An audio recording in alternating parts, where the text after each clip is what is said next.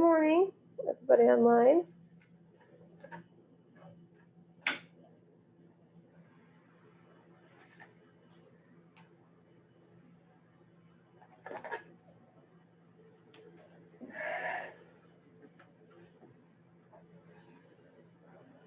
Does anybody need me to mark their attendance for today? No, or did you correct the one for yesterday? I'm going to delete them for all the classes so it won't count against you guys. Mine says it was auto record. Yeah, if you don't put in anything, it auto records as absent. So all the classes that have attendance for yesterday, I'll just delete the instance.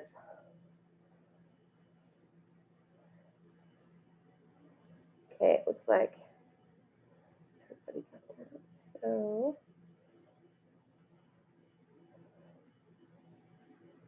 on 12.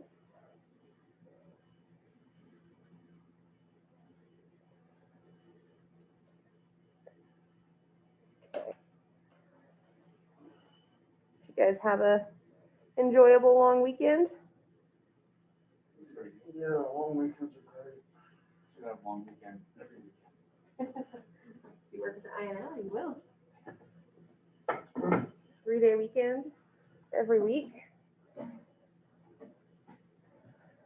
Okay, so we're going to start talking about the neutron life cycle.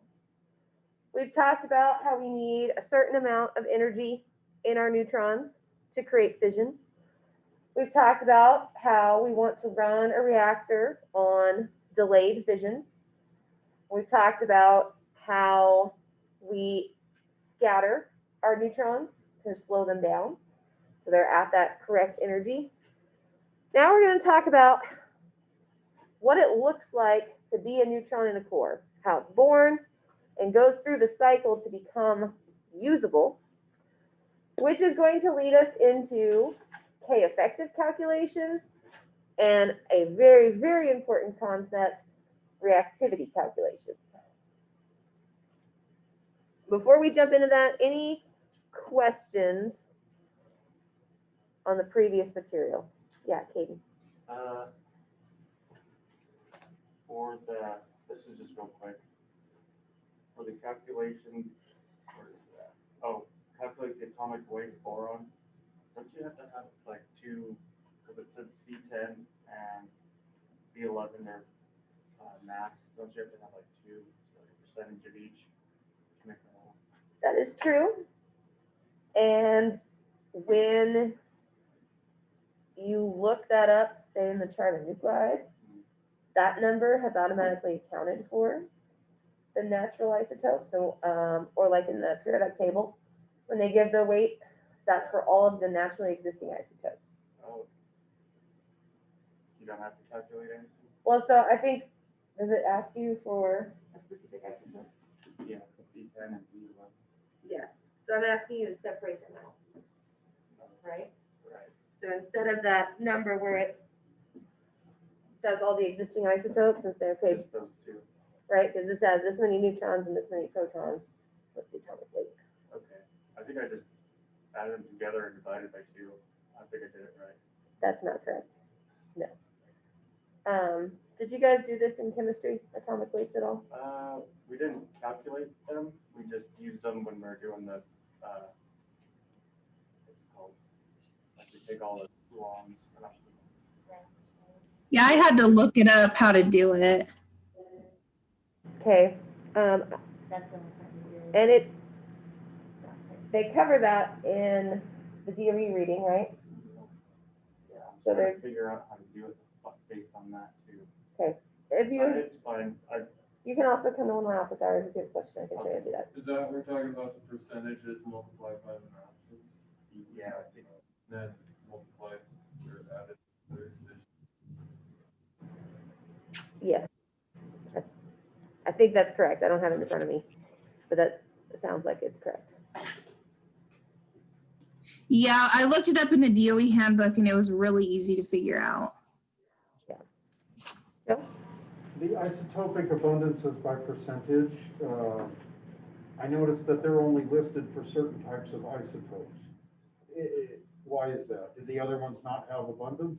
They don't occur naturally. Oh, Okay. yeah. Makes sense. So only the ones that occur naturally, and it doesn't matter whether they're stable or radioactive, okay. If we have to create it artificially in a lab or a man-made process, it doesn't have an abundance because it's not naturally occurring. It seems like most of them are artificial then. Yes. Okay. Mhm. There's quite a few more that are. What? What question were we talking about? I'm lost. On that calculation worksheet, the first calculation, calculate the, I think I did it. I don't know now. I'm confused. If you can't figure out what the DOE handbook is telling you on that question, feel free to stop by my office hours and we can go over it.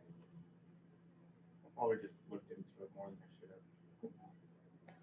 All right, so we're going to talk about neutron life cycle. Can you guys see that online? Yep, we see it. Okay. So we have a 6-factor formula. I don't ask you guys to memorize a ton of things. You need to have this memorized. You need to know this, okay? The neutron life cycle quantifies the possible events that might occur as a neutron is thermalized. We are interested in each of these possible events because when we know what happens to our neutrons, we know what happens to our reactor power. Because if we have more neutrons available to fission, we have more power. If we have less neutrons available to fission, we have less power. The 6-factor formula is the mathematical way that we describe the neutron life cycle. We're also going to talk about something called the 4-factor formula, which is everything in the 6-factor formula except leakage. And we say that we are considering an infinite core. So it would also be known as our K infinity equation. Because if our reactor is infinitely big, nothing can ever leak, right? So sometimes when we want to know about these other 4 factors, we'll ignore leakage, look at K infinity and the 4-factor formula, but we're going to introduce all 6. Okay, we're going to jump right in. The first symbol is this Greek letter, X1, yep. This is for fast fission. We've covered this. Are all neutrons born fast?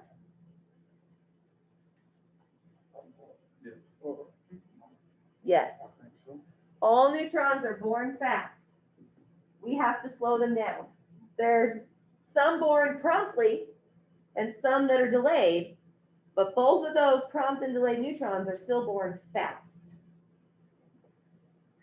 If a significant amount of U-238 or another fast fission fuel is present, then those fast fissions may immediately start to fission. Even in a reactor, like we design in the US for thermal fission, usually, we do have some fast reactors, there will still be a small amount of U-238 in the fuel, and you might get occasional fast fissions.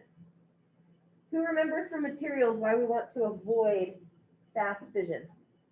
What does a fast neutron do in our core that we want to avoid? Well, it doesn't fission, it bounces off and leaves, maybe. No, there was a specific problem we had with fast neutrons. The pressure They vessel. have control. Say that again, Haley. They're harder to control when it comes to the chain reaction of fissioning, the self-sustaining chain reaction. That's prompt neutrons.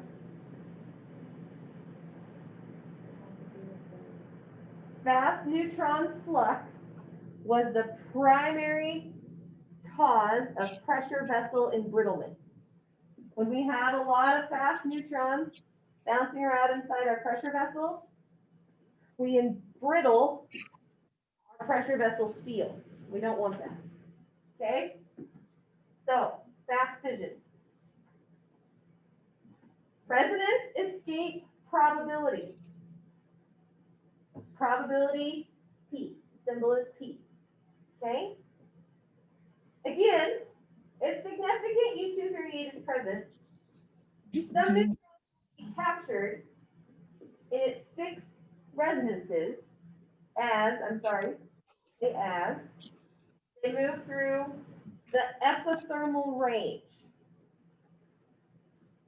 What this is saying is after some of our neutrons interact with our U-238, we're going to start bouncing the rest around and scattering them. And as they transition from being fast to thermal, in the middle, they have this epithermal range. And this graph of resonances, we have fast, fast, fast, epithermal, thermal. So this is how the energy looks when a neutron is transitioning. In this region right here, epithermal, there are 6 peaks. I think I only managed to draw 5. I apologize for my art history there. There are 6 peaks. And essentially, sometimes these epithermal neutrons, as they congregate in these peaks, right, because that means there's more of them in that area, instead of continuing down to become thermal neutrons, they still end up captured by that U-238. Not fissioned, but just captured. So what kind of reaction could those neutrons undergo that allows them to be captured? What did you say, Kyle? I don't know. Okay. Radiative absorption. Radiative capture could be one, absolutely. So they might be captured in these energies. Those that do not have escaped our resonance capture. So we call this our resonance escape probability. And you can think of this fast fission and resonance escape, these 2 factors, as all the places your neutrons can go before they're thermalized. They can end up in fission or they can end up in capture. But once they get past the resonance escape probability, we're now talking about thermal neutrons. So these 2 factors in our 6-factor formula are what can happen with our fast neutrons. Any questions on those 2 factors?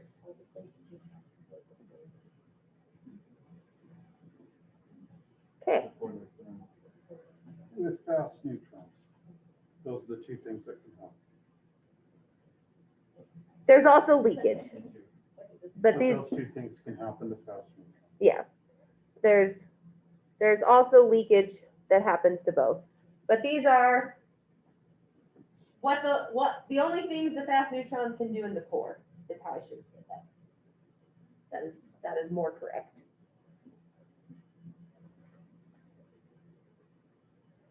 Okay. Now we have leakage.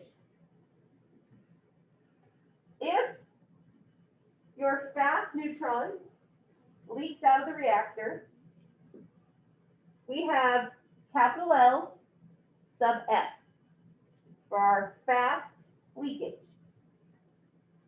In the 6-factor formula, this is the fraction that escapes leakage. So this is the amount of fast neutrons that do not leak out. The actually correct name for this factor is the fast non-leakage factor. And everybody struggles to say that because it's so much faster to say fast leakage. But technically, 1 minus L sub F is how many actually leak. L sub F is how many do not leak. Because when we multiply all of our terms together, we want to know what's in the core, right? So we're going to multiply by the ones that do not leak out. So this is our fast non-leakage probability, L sub F. Thermal neutrons, they also leak. The symbol for the thermal non-leakage factor is L sub T.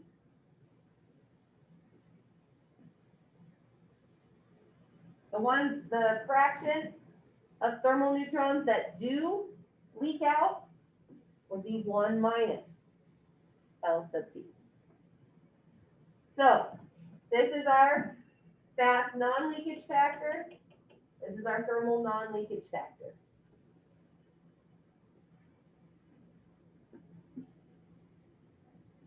Okay. Thermal utilization. Now we're talking about thermalized neutrons, right? They didn't get fast fission. They escaped our resonance peaks. They didn't leak out. Now they're thermal. They scattered. They might be absorbed in the fuel, or they might be parasitically absorbed into something else, right? They could purposely be absorbed into the control rods. And this is one of the 6 factors that you as an operator will directly control and manipulate. When you decide to put in a control rod, you are decreasing thermal utilization by increasing parasitic absorption. The symbol here is F. So whenever a thermal neutron that could be used for fission, it's ready, it's thermalized, but instead it goes into something else, we have a decrease in our thermal utilization. Then we have thermal reproduction. About 80% of the time, when a thermal neutron is absorbed in U-235, it produces a fission. We have a very, very high thermal fission cross-section in U-235. But about 20% of the time, instead, it forms uranium-236. We know that when a fission occurs, 2 to 3 more neutrons will be born. This is thermal reproduction. This is when a neutron reproduces more neutrons. It's called thermal reproduction because the thermal neutron is causing it. These 2 to 3 neutrons, are they born thermalized? No. What are they? Fast. But it's called thermal reproduction because it has to do with the neutron that's causing them to be born. Because our fast fission factor, those fast fissions, they're going to cause some neutrons to be born too, right? But we're not interested in our fast fission in U-238. We're interested in our thermal fission in U-235. Yeah, Joe. A neutron that's thermally utilized is not absorbed in the fuel, but some of those other things. Or it can be both. The thermal utilization is essentially the ratio between how much goes into the fuel and how much goes into the other things. The more that it goes into the other things, the less thermal utilization we have. Okay. Because we want to utilize our thermal neutrons in the fuel, right?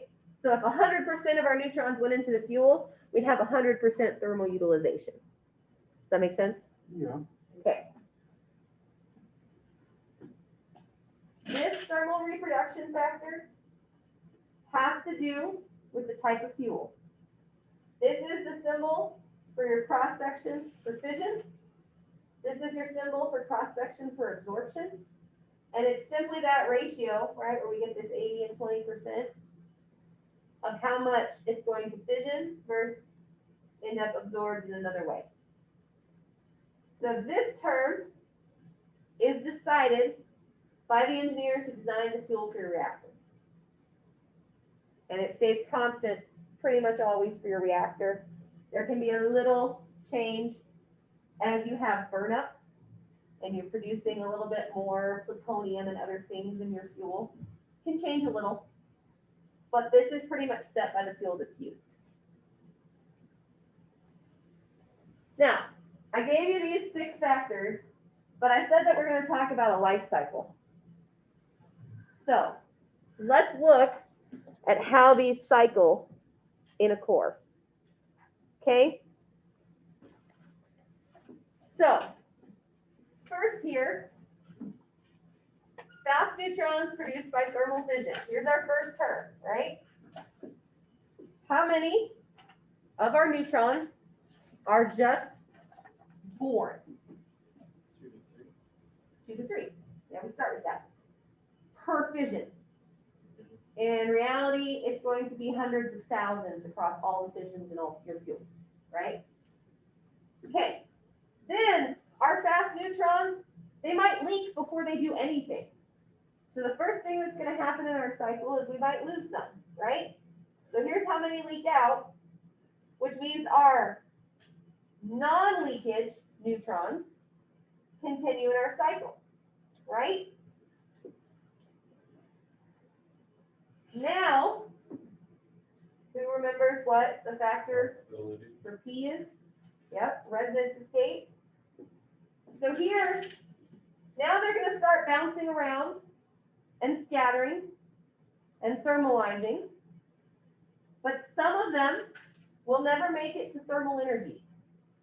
They're going to get stuck in that resonance peak in epithermal range, and they'll get used in the U-238. So they'll never get a chance to make fission because they never got a chance to slow down. After they come out of our resonance escape probability, now we are dealing with only thermalized neutrons. Okay, so we had our fast ones leak, we had our fast ones fission, our fast ones leak, and our fast ones slow down. The ones that couldn't get slow got captured here. Now we have thermal neutrons. Now we have a certain number of thermal neutrons that are going to leak, right? They're going to leave our cycle. So our thermal non-leakage comes in here. Now they didn't leave the core. Now they're ready to interact with our fuel. But unfortunately, some of them will never interact with our fuel.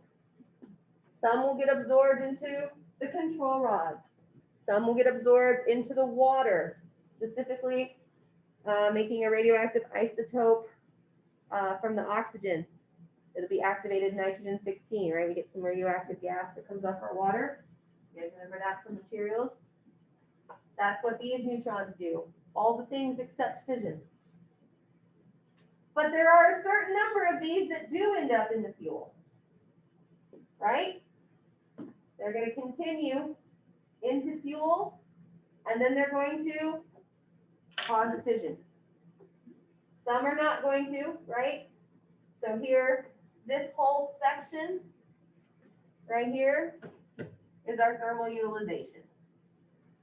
Some of those thermal neutrons don't fission, but some do. Seems very inefficient. Can we go back from thermal neutrons to the thermal neutrons before the So here, we've slowed down our neutrons, okay? Some are going to leak, some will not. So our thermal non-leakage continues right here. Then we have our F. What's F? Thermal utilization. Okay. Some of those thermal neutrons that are at the correct energy and correct speed to create fission will never get a chance to interact with the fuel. They're going to get absorbed in the control rods. They're going to get absorbed in the cladding. They're going to get absorbed in the water. This is one of the reasons that we have to use neutronically invisible materials in our clad, so we don't increase the amount they get parasitically absorbed, right?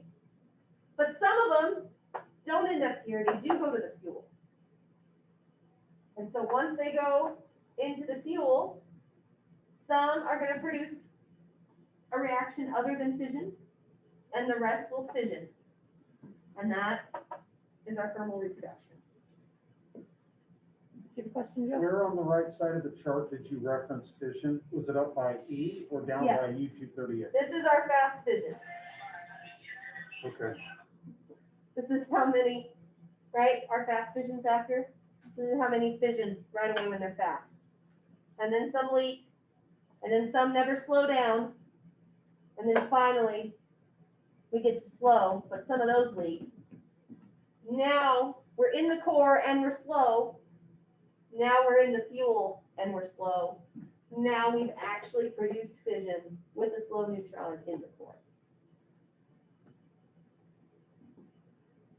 Yes, ma'am. Does that make sense? There is another illustration of this in the Read Robert Byrne text. It's a little hard to see, but they explain it just a little bit differently. I like that one. So it's in part of your assigned reading.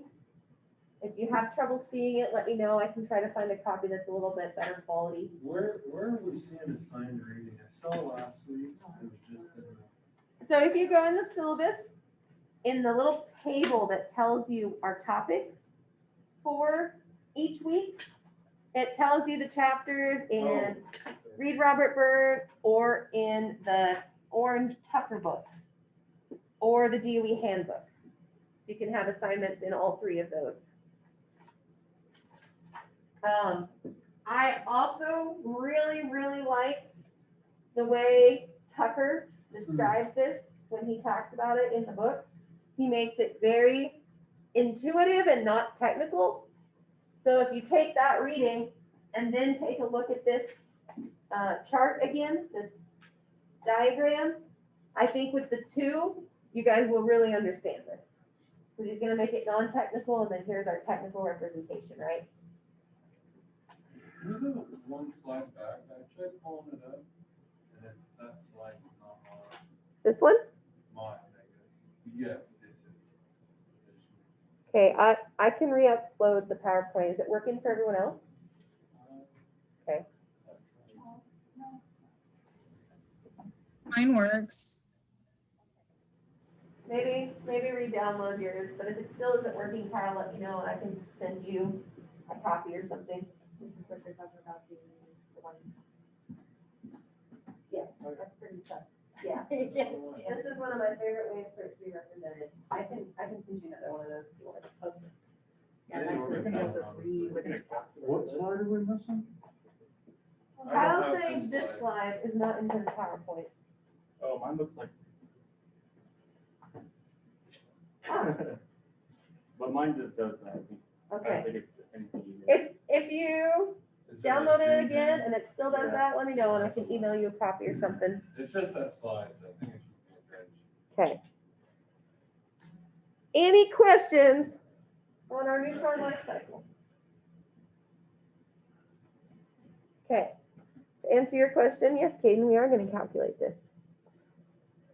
Okay. When we put these factors together, the six-factor formula also has a physical meaning, right? We're tracing the neutron life cycle with all of those factors we just described. And so you can describe K effective in several ways based on that. It is the ratio of neutrons produced from fission over neutrons absorbed plus neutrons leaked, right? If you think of each one of the factors that we have, we can say that K is going to represent those produced from fissions over those absorbed and leaked. The most common way to say K effective, it is the number of neutrons in the present generation over the number of neutrons in a preceding generation. If K equals 1, what do we call that? You guys, effective. That's critical. critical. Oh, yeah. And if K So, is less than 1, it's subcritical. And if K is greater than 1, super. supercritical. Super duper. If you have 1,000 generations in your current generation, and your last generation, that last cycle they went through, you also had 1,000 neutrons. What's your K? One. So if you have the same neutron number in one generation as the past generation, you're not increasing or decreasing in neutrons, you're critical. Your chain reaction is exactly sustaining itself. The number of neutrons born go through and end up producing the same number of neutrons needed to continue at that power level. If our preceding generation had instead 900 neutrons, what would our K effective be? A preceding would be 0.9. Or, no, opposite, sorry. It'd be 1.11111. So it's super. Because our current generation produced more neutrons than our preceding generation, right? We increased our neutrons, we increased our power, we're supercritical.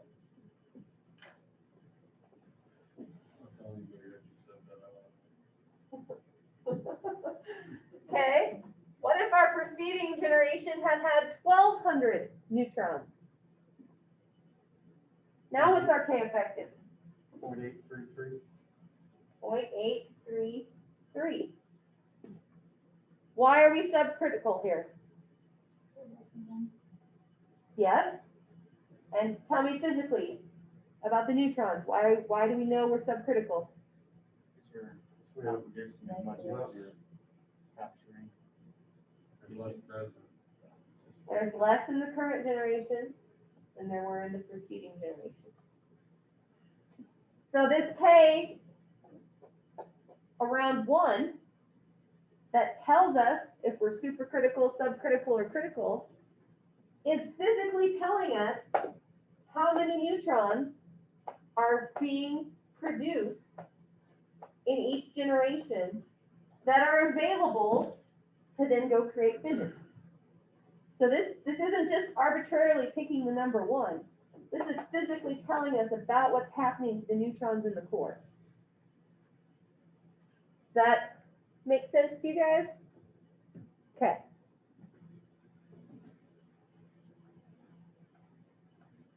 Any questions online?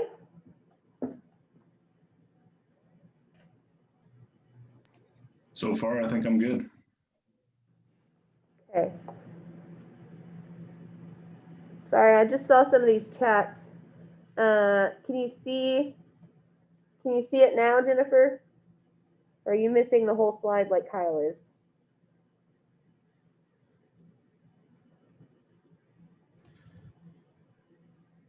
I think she was just talking about when you were drawing on the board with the fast neutrons, and then they went down the progression down to thermal neutrons. Okay. Were you guys able to follow that discussion on the slide though? Yeah, I printed it out. Okay. Okay. In addition to the overall K factor being described, we can physically describe each factor as well and create a ratio. Then we're going to multiply all these ratios together, and that's going to give us K. So I can, for example, give you a problem where I say 20,000 neutrons were born fast. This many leak. This many are captured in U-238 as epithermal. This many are absorbed in the control rods. And with this information, you guys can go through and you can calculate K effective. Did you have a question, Joe? That was it. Okay. So if we were doing this 6 factor, we would go in individually, determine through this, like which each individual value is then plugged into the whole equation. Exactly. Mm-hmm. So based on what I tell you in the problem, the neutrons are doing, you can set up each of these relationships and then multiply all 6 of these together. There's 2 more on the next slide. And you can determine K effective. And we are going to do that, just so you know. Okay. So, what is epsilon?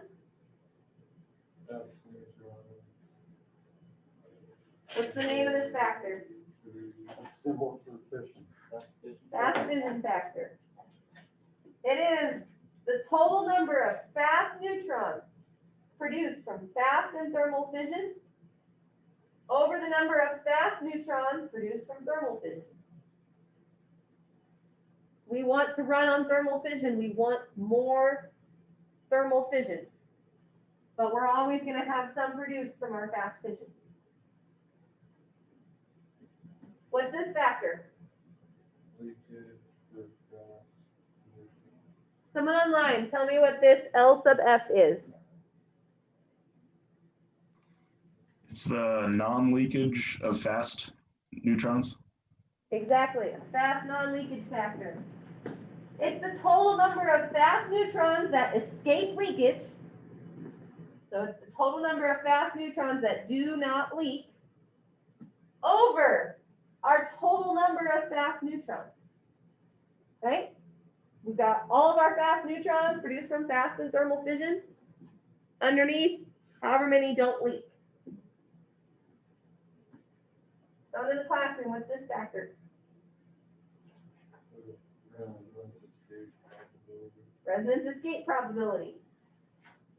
Total number of neutrons that end up being thermalized over the total number of fast neutrons that escape leakage.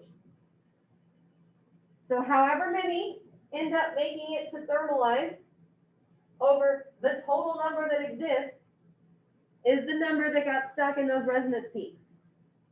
And that's our resonance escape probability. Someone in the classroom, what's this last one?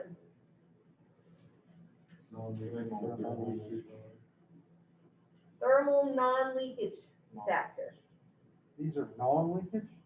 Correct. Because this is the number that do not leak. And the 1 minus something is the ones that do. That is correct. 1 minus this number is the number that leaks. This is the total number of thermal neutrons that do not leak over the total number of thermalized neutrons at all. Right?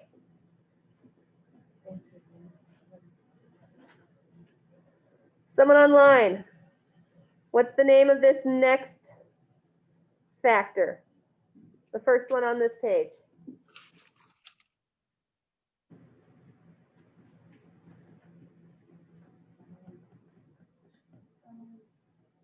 Thermal neutrons absorbed in the fuel, the moderator, the core structure, or a control device.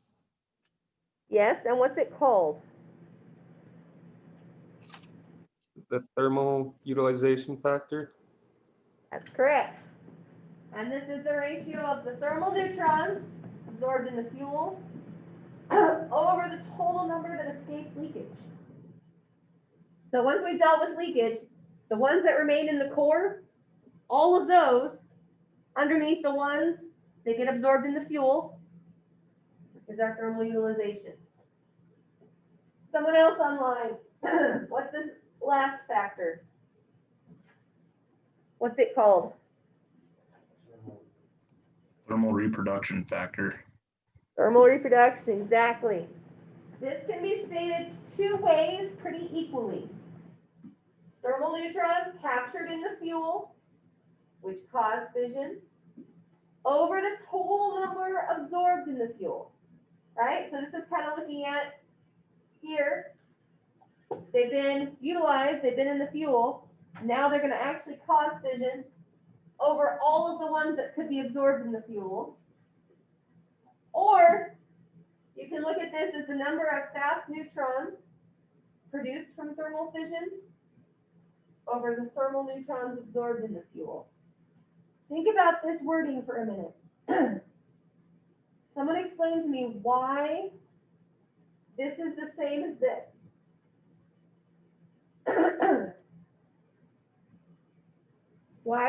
two definitions, I'm sorry, for thermal utilization, for thermal reproduction, the same.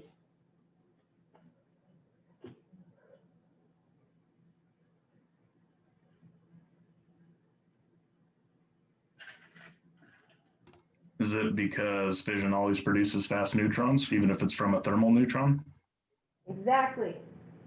So saying thermal neutrons that are captured and cause fission is the same as saying the number of fast neutrons produced from thermal neutrons.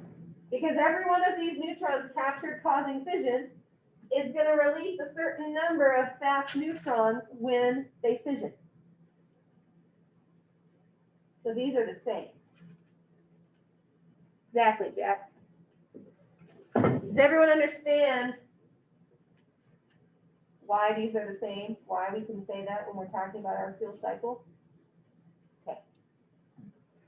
Everyone online, you guys got that? Or do you have a question?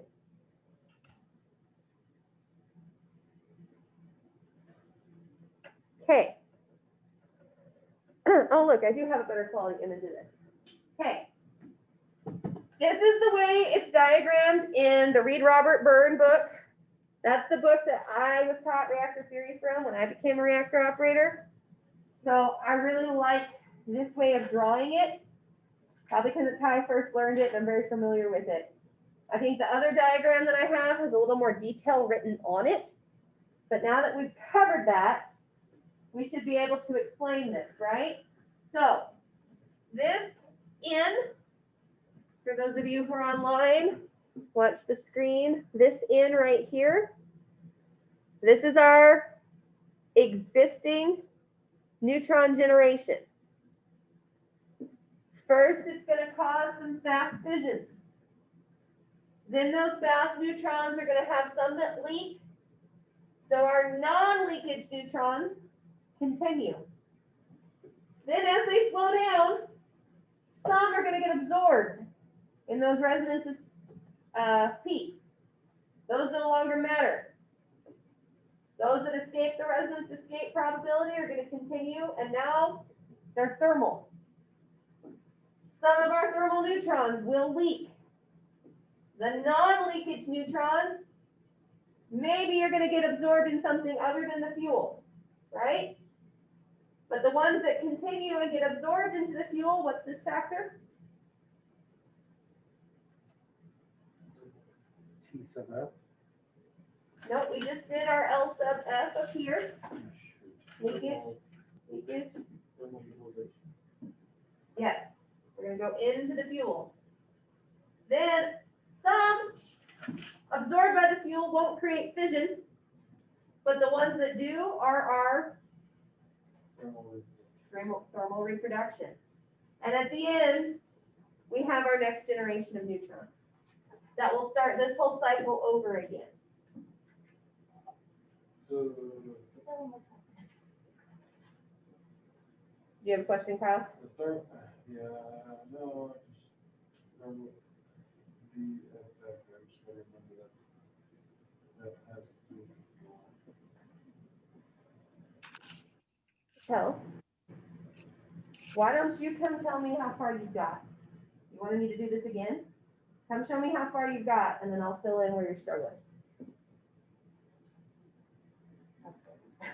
Yeah, do it up here.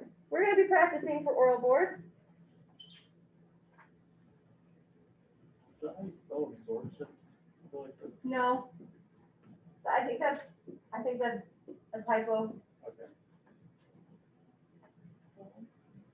You started with your, having your form, like again, but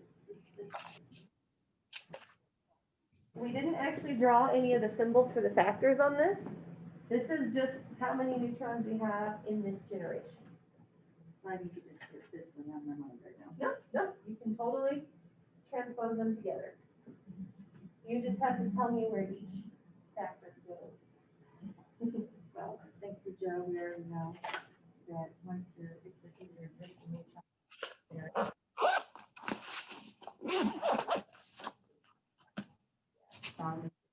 Non-leakage.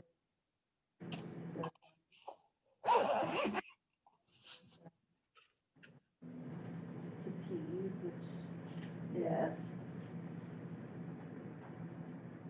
stuck in epsilon range, but never get a chance to really fission. Exactly. And you're moving on to now we are only doing these. Some will leave the cycle, Yes, which goes to the LT. exactly. Okay, so I know a little bit more than I thought.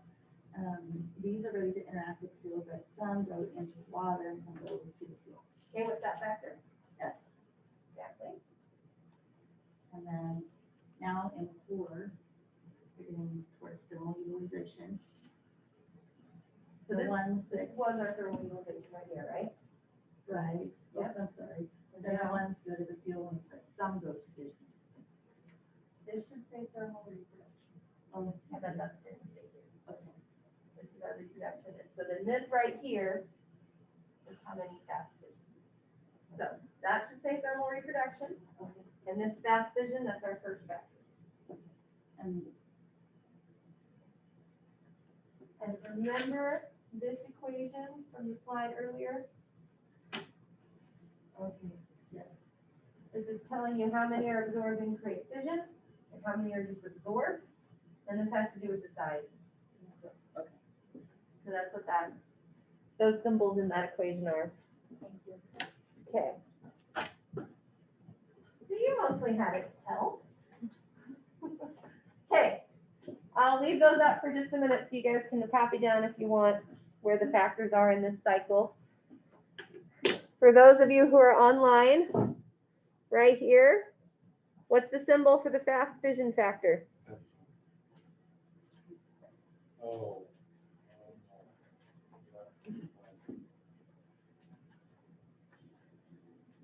Epsilon, right? What's the symbol for our fast non-leakage? All sub F. L sub F. I was asking them online because I wrote them on here for you guys. They can't see that. Then our residence escape probability. What's the symbol that should go right here?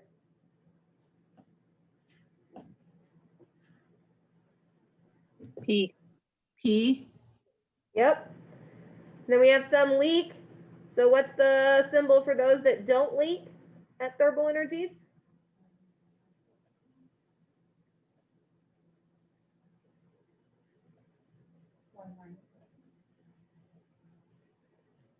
L sub T. Exactly.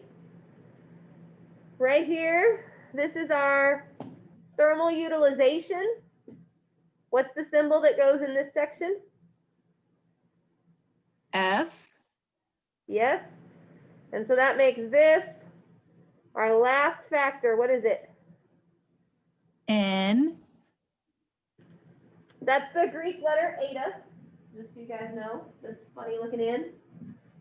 And what's that factor called?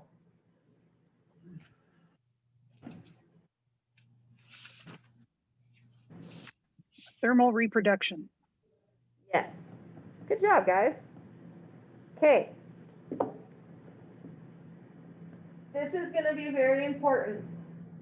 You got to know this. You got to know these factors. You got to know what this stuff means when you manipulate the core.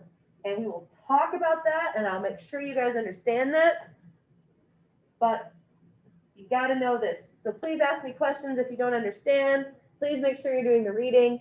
Please make sure you're practicing the problems with this. Reactor operators, even if you're in an auxiliary position, you have to know what's happening in that core. We have to know this.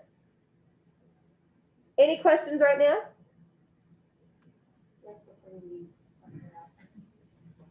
Okay. All right, that's all I've got for today, guys.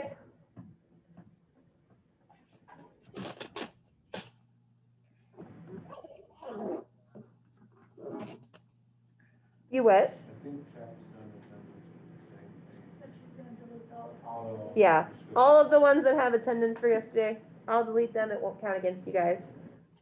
Yeah. Do we need to read those subsequent PDFs before we try K effective, K calculation with scale and within CMP? I mean, I can, I'm just. Yes, You so- should read those first. No, the 2 PDFs on Thursday, K effective calculations with scale and MCMP. We're going to talk about how most of the time, the engineers that you will work with who are giving you this information when you make a change or put an experiment in the core have done a computer-based simulation based on the math that we're going to learn. We're going to learn the basic math. You're going to see how it plays out. But just know, and that's the reason these PDFs are there, is that in the industry, they do very complex computer modeling of this to give you as an operator the information on how much reactivity an experiment is going to put into your reactor when you're operating. So that's why those PDFs are up there. The K-effective calculations, I'm going to walk us through how we do that on Wednesday. That's going to be what we do in class as an example. The 2 PDFs will not tell you how to do them. It's just information so you know how your design engineers and your experiment engineers are going to give you this information when you're an operator. So they're more for your information. Do you recommend we don't do the boilers quiz until we hear your lectures this week? You could watch the videos on your own if you wanted, but we're going to watch them in class. And some of the quiz questions are off those. From the videos? Yeah. All right.